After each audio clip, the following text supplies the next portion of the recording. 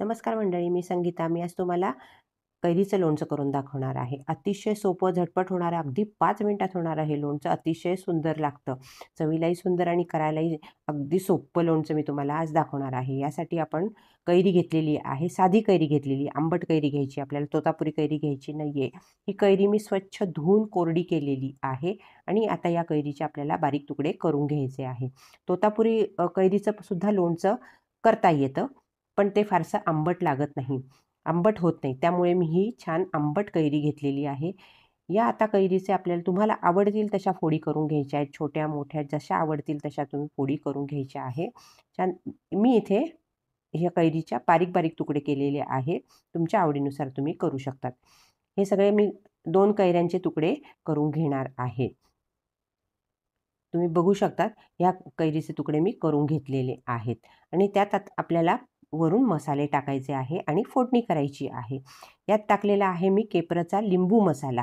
तुम्ही बघू शकता हा लिंबू मसाला माझ्याकडे आहे म्हणून मी तो वापरलेला आहे. तुम्ही कैरी मसाला वापरला तरी काहीच हरकत नाही. 1 टेबलस्पून मी हा कैरी मसाला घेतलेला आहे. त्यानंतर आपल्याला टाकायचं आहे त्यावर वरून मीठ. चवीनुसार तुम्ही मीठ टाकायचं आहे आणि त्यानंतर आपल्याला करायची फोडणी. मी 2 छोटे चमचे फोडणीला घेतलेले आहेत. तेल घेतलेलं आहे, कढलं घेतलेलं आहे. तेल चांगलं कडकडीत गरम करून घ्यायचं आहे आणि त्यात आपल्याला मोहरी टाकायची आहे. मोहरी छान तडतडली की आपल्याला गॅस बंद करायचा आहे आणि लगेच आपल्याला मिरची वगैरे टाकायची नाही आहे. कारण लगेच मिरची टाकली तर मिरची जळते. आपण 1 मिनिटानंतर ही मिरची टाकायची आहे. 1 मिनिट झालेला आहे. त्यानंतर आपल्याला मिरची टाकायची आहे. कारण लगेच टाकली तर ती काळी होते आणि मग लोणचं थोडंसं कडसर लागण्याची शक्यता असते. 1 मिनिटानंतर मी ही मिरची टाकलेली आहे. तुम्ही बघू शकतात अजिबात मिरची जळालेली नाहीये, पण उत्तम त्याचा रंग आलेला आहे आणि छान कुरकुरीत सुद्धा झालेली आहे. आता ही मिरची थोडीशी परतून घ्यायची आपल्याला, म्हणजे गॅस बंदच आहे आणि त्यात टाकायची आपल्याला हळद. तुम्ही बघू शकता तेल गरम असल्यामुळे छान त्याला फोडणी बसत आहे.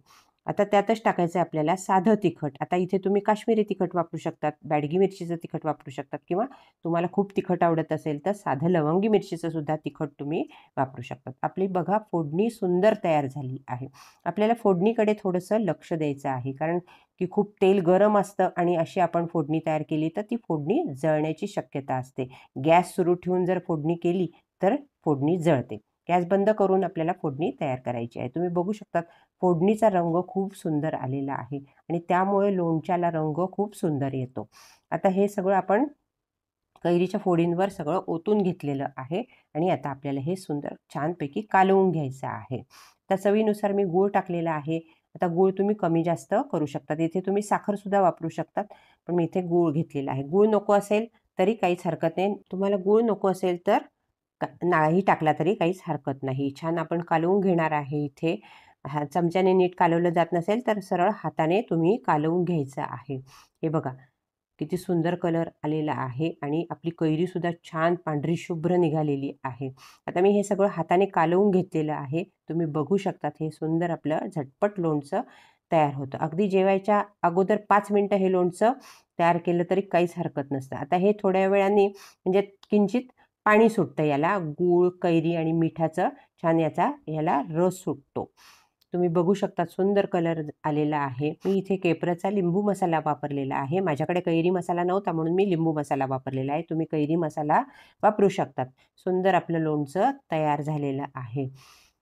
चवसुद्धा खूप सुंदर आलेली आहे आणि अगदी जेवायच्या अगोदर तुम्ही 5 मिनिटंसुद्धा हे लोणचं करू शकतात. हे बघू शकता तुम्ही सुंदर आपलं लोणचं तयार झालेलं आहे आणि ही मिरचीसुद्धा खायला खूप सुंदर लागते. पोळीबरोबर खा, भाकरीबरोबर खा, पराठ्याबरोबर खा किंवा पुरीबरोबर सुद्धा हे लोणचं तुम्ही खाऊ शकतात. हे लोणचं 8 ते 10 दिवस फ्रीजमध्ये छान टिकतं, त्यामुळे करून ठेवायला काही हरकत नाही. आपणही हे झटपट होणारं लोणचं नक्की करून बघा, खाऊन बघा आणि आपल्या प्रतिक्रिया मला नक्की कळवा. माझ्या व्हिडिओला लाईक करा, शेअर करा आणि चॅनलला सबस्क्राईब करा. धन्यवाद.